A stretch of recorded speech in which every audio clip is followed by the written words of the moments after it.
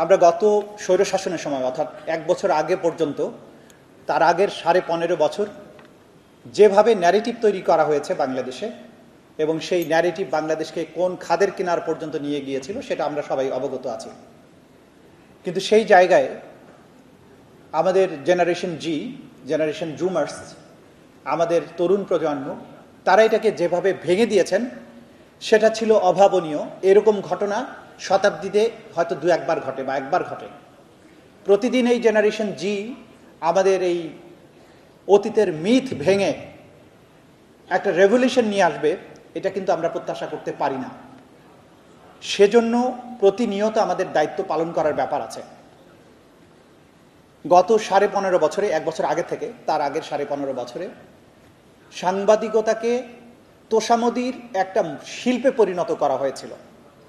যে সাংবাদিক শাসকদেরকে কঠিন প্রশ্নবাণে জর্জরিত করার কথা ছিল, সেই সময় সাংবাদিকেরা তৈলমর্দনে ব্যস্ত ছিলেন, প্রশ্ন করেছেন আপনি নোবেল পুরস্কারের জন্য কেন লবিং করছেন না।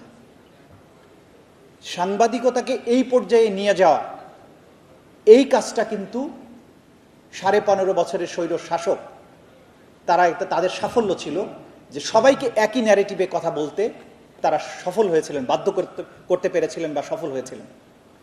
দৈনিক নয়া দিগন্ত এই জায়গায় কঠিন এক বিপ্লবী ভূমিকা পালন করেছে, কিন্তু আমি মনে করি যে যা করেছেন তার বাইরেও প্রেজেন্টেশনগুলো আরও অনেক বেশি স্মার্ট হওয়া উচিত। দুনিয়াতে সার্ভাইভাল অফ দ্য ফিটেস্ট বলা হয়, যে যোগ্যতম সেই টিকে থাকবে। আমাদের এই জেন জির বিপ্লবের সময় আপনারা দেখেছেন যে কথা আমরা অনেক ইনিয়ে বিনিয়ে বলতে যাই, তারা কত চমৎকারভাবে একটা ছোট্ট স্লোগানের মধ্য দিয়ে, একটা গ্রাফিতির মধ্য দিয়ে প্রকাশ করেছে। তারা স্ট্রং ন্যারেটিভ তৈরি করেছে, ন্যারেটিভকে ভেঙেও দিয়েছে। এই ন্যারেটিভগুলো তৈরি হয় এই জমিনের, এই মাটির কৃষ্টি কালচার, এই জনগণের বিশ্বাসের উপর ভিত্তি করে পরবর্তী জেনারেশনের জন্য যে ন্যারেটিভ দরকার, প্রতিদিন সংবাদপত্রগুলো সেটা তৈরি করে। সেই জায়গায় যদি আপনার চিন্তা, আপনার প্রেজেন্টেশন অনেক বেশি স্মার্ট না হয়, তাহলে কিন্তু আপনি একসময় ইতিহাসের পাতা থেকে ক্রমশ হারিয়ে যাবেন। আজকে যে জেনারেশন আমরা এখন আছি, পরবর্তী জেনারেশনের জন্য আমি কিন্তু হয়তো ফিট নাও হতে পারি, কারণ তাদের চিন্তা, যে জেনারেশন আগামী 10 বছর পরে, 15 বছর পরে দেশকে শাসন করবে, তাদের চিন্তার জগৎ, তাদের নেটওয়ার্কিং, তাদের প্রেজেন্টেশন সব কিছু কিন্তু কর্মপদ্ধতিগুলো আলাদা। জুলাই বিপ্লবের সময়ে আমার পুত্র যেহেতু এই বিপ্লবের আন্দোলনের মধ্যে একজন ছিল, আমি তাদের নেটওয়ার্কিংগুলো লক্ষ্য করার চেষ্টা করেছি, যেগুলো আমাদের কল্পনারও বাইরে। সেইভাবে তারা যোগাযোগ মেনটেন করেছে, পরিকল্পনা করেছে, রাস্তায় গ্রাফিতি এঁকেছে এবং মানুষকে এর সাথে সম্পৃক্ত করেছে। সেটা কিন্তু আমরা যদি আমাদের এই আজকের নয়া দিগন্তের কথা আমরা বলছি, তারা যদি এটাকে ধারণ করতে না পারে, 5 বছর পরে, 10 বছর পরে হয়তো আপনারাও ওই ইত্তেফাকের মতো অথবা পুরনো যে পত্রিকাগুলো ইতিহাসের পাতা থেকে মুছে গেছে ক্রমশ, সেরকম পর্যায়ে চলে যাবেন। কিন্তু আপনি যদি প্রতিনিয়ত নিজেকে অভিযোজনের মাধ্যমে এই জেনারেশনের মাইন্ডসেটের সাথে, তাদের নেসেসিটির সাথে নিজেকে সম্পৃক্ত করতে পারেন, তাহলে আপনি দীর্ঘকাল বেঁচে থাকবেন, টিকে থাকবেন। আমি আজকের এই পর্যায়ে এসে জুলাই বিপ্লবের অমর শহীদদেরকে স্মরণ করি, শহীদ আনাসের কথা স্মরণ করি। তার ছোট্ট একটা চিঠি কিভাবে আমাদেরকে নাড়া দিয়েছে। মায়ের কাছে লিখে গেছে, 10 বছরের 12 বছরের বাচ্চা, যে ল্যাংড়া প্রতিবন্ধী যদি আন্দোলনে যেতে পারে, গুলি খেয়ে শহীদ হতে পারে, আমি কিভাবে ঘরে বসে থাকব? যদি বেঁচে না ফিরি, গর্বিত হয়েও। এমন কথা কজন বলতে পারে? যদি বেঁচে না ফিরি, 10 বছরের বাচ্চা বলছে, তাহলে মাকে বলছে তুমি গর্বিত হয়েও।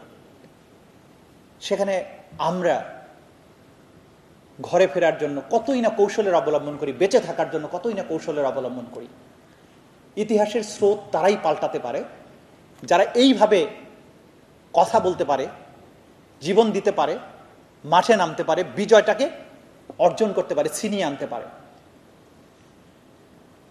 আমাদের পত্রপত্রিকাগুলো গত 15 বছরে, 15.5 বছরে যে ভয়াবহ সংস্কৃতি, ভয়ের সংস্কৃতি তৈরি করেছিল বাংলাদেশে আগের সরকার, সেগুলো কিন্তু ফুটিয়ে তুলতে পারেনি সঠিকভাবে।